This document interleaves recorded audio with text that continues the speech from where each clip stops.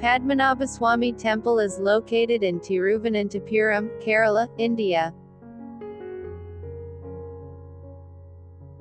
The temple is built in an intricate fusion of the indigenous Kerala style and the Tamil style, kovil, of architecture associated with the temples located in the neighbouring state of Tamil Nadu, featuring high walls, and a 16th-century Gopuram. While the Moolasthanam of the temple is the Ananthapuram Temple in Kumbala in Kasargod District. Architecturally to some extent, the temple is a replica of the Adikesava Perumal Temple located in Thiruvattar, Kanyakumari District.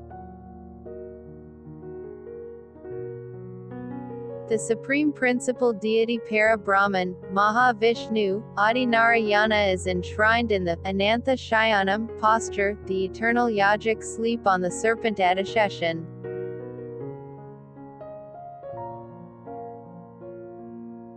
Sree Padmanabhaswamy is the tutelary deity of the royal family of Travancore. The titular Maharaja of Travancore Moolam Thirunal Rama Varma is the trustee of the temple. In line with the Temple Entry Proclamation, only those who profess the Hindu faith are permitted entry to the temple and devotees have to strictly follow the dress code.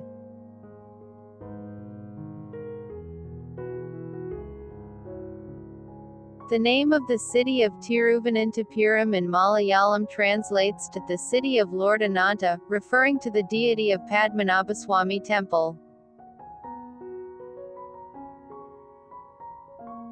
Many conventional historians and scholars are of the opinion that one of the names that the temple had, the Golden Temple, literally was in cognizance of the fact that the temple was already unimaginably wealthy by that point. Many extant pieces of Sangam Tamil literature and poetry, and even the later works of 9th-century Tamil poet saints like Namalwar, refer to the temple and even the city as having walls of pure gold.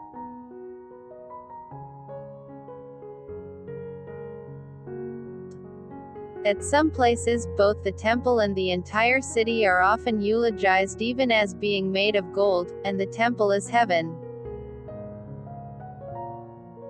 In June 2011, the Supreme Court directed the authorities from the Archaeology Department and the Fire Services to open the secret chambers of the temple for inspection of the items kept inside.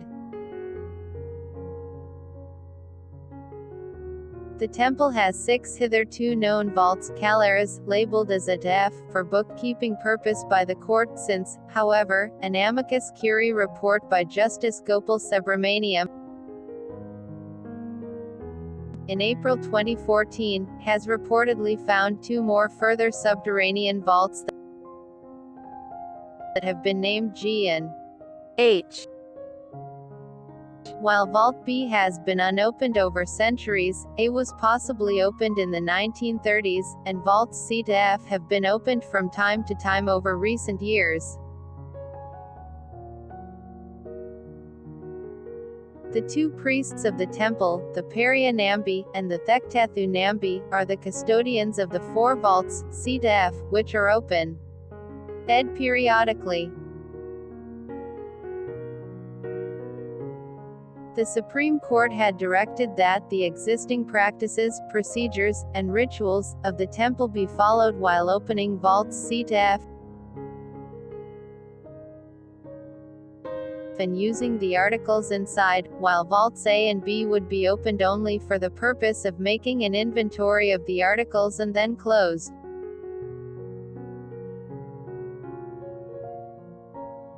The review of the temple's underground vaults was undertaken by a 7-member panel appointed by the Supreme Court of India to generate an inventory, leading to the enumeration of a vast collection of articles that are traditionally kept under lock and key. A detailed inventory of the temple assets, consisting of gold, jewels, and other valuables, is yet to be made. While Vault B remains unopened, Vaults A, C, D, E and F were opened along with some of their antechambers.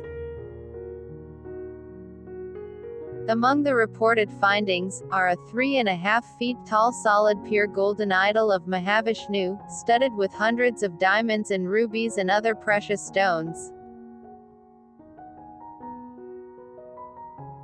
Also found were an 18-foot-long pure gold chain, a gold sheaf weighing 500 kilograms, a 36 kilograms golden veil, 1200 Saripalli gold coin, chains that are encrusted with precious stones, and several sacks filled with golden artifacts, necklaces, diadems, diamonds, rubies, sapphires, emeralds, gemstones, and objects made of other precious metals.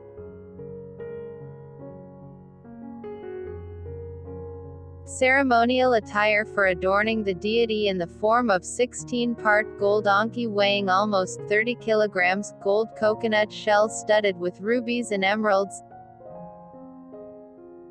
and several 18th-century Napoleonic-era coins were found amongst many other objects.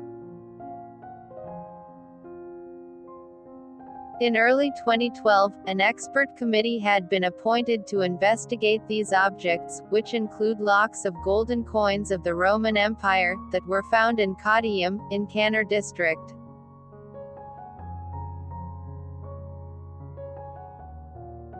According to Vinod Rai, who had audited some of the temple records from 1990, in August 2014, in the already Pened Vault A, there is an 800 kilograms hoard of gold coins dating to around 200 BC, each coin priced at over 2.7 crore rupees. Also found was a pure golden throne, studded with hundreds of diamonds and other fully precious stones, meant for the 18-foot-long deity. According to varying reports, at least 3, if not more, solid gold crowns have been found, studded with diamonds and other precious stones. Some other media reports also mention hundreds of pure gold chairs, thousands of gold pots and jars. Among the articles recovered from Vault A and its antechambers. This revelation has solidified the status of the Padmanabhaswamy Temple as the wealthiest place of worship in the world. It is conservatively estimated that the value of the monumental items is close to 1.2 lakh rupees crore. If the antique and cultural value were taken into account, these assets could be worth 10 times the current market price.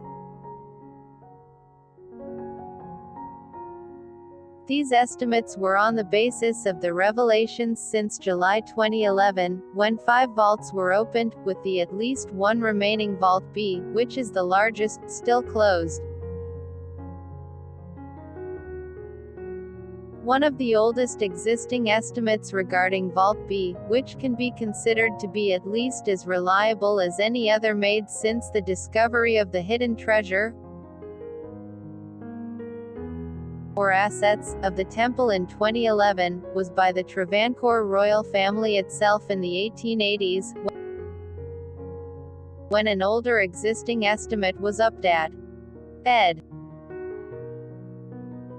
According to it, the gold and precious stones contained in Vault B, which is by far the largest and the only vault, of the reported 6 that is unopened so far, since the discovery of the treasure, were worth 12,000 crore Indian rupees in the then 1880s terms. Considering the subsequent inflation of the rupee, and the increase in the prices of gold and precious metals and precious stones, since in general, treasure in the unopened vault B alone would be worth at least 50 trillion rupees in present-day terms, without the cultural value being factored in.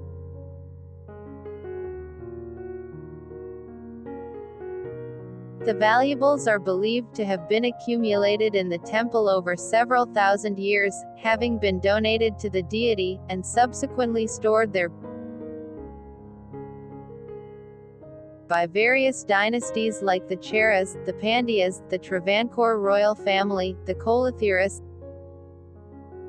the Pallavas, the Cholas and many other kin. Gs in the recorded history of both South India and beyond, and from the rulers and traders of Mesopotamia, Jerusalem, Greece, Rome, and later, the various colonial powers from Europe and other countries as well.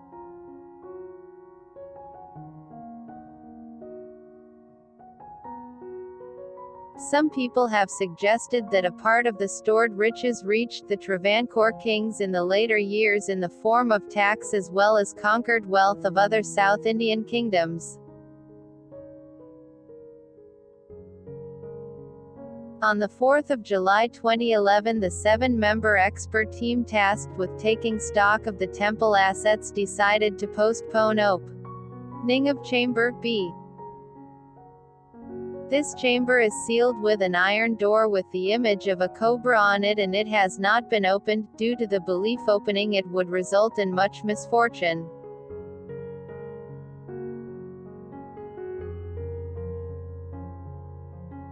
The royal family said that many legends were attached to the temple and that Chamber B has a model of a snake on the main door, and opening it could be a bad omen. The 7-member team will consult with some more experts on the 8th of July 2011, and then they may take the final decision on opening of Chamber B. An Ashtamangala Devaprasnam conducted in the temple to discern the will of the Lord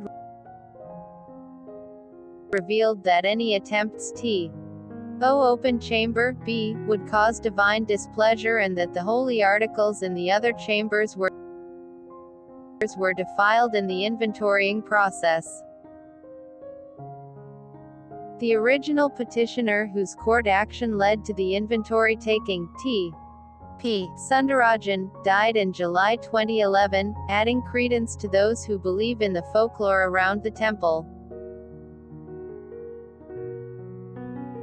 Prior to this now famous incident in July 2011, one of the several vaults in the temple, which was not any of the vaults B, untouched after the 1880s, or G or H, both rediscovered supposedly by T. P. Amicus Curiae only in mid-2014, was opened in 1931. This was possibly an antechamber of any of the vaults A or C or D or E or F that may not have been opened yet. This was necessitated due to the severe economic depression that India was going through, as was the entire world. The palace and state treasuries had run almost dry. The small group of people, including the king and the priests, found a granary-sized structure almost full with mostly gold and some silver coins and jewels.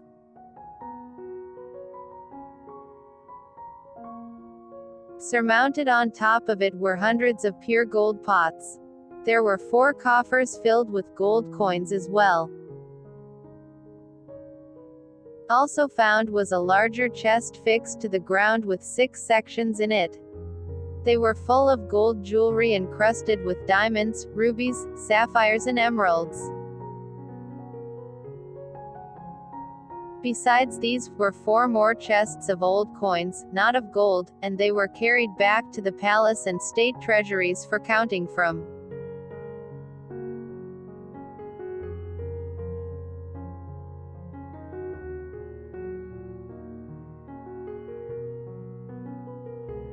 Part 2 in description. Thanks for watching. Subscribe to Footprints for more videos.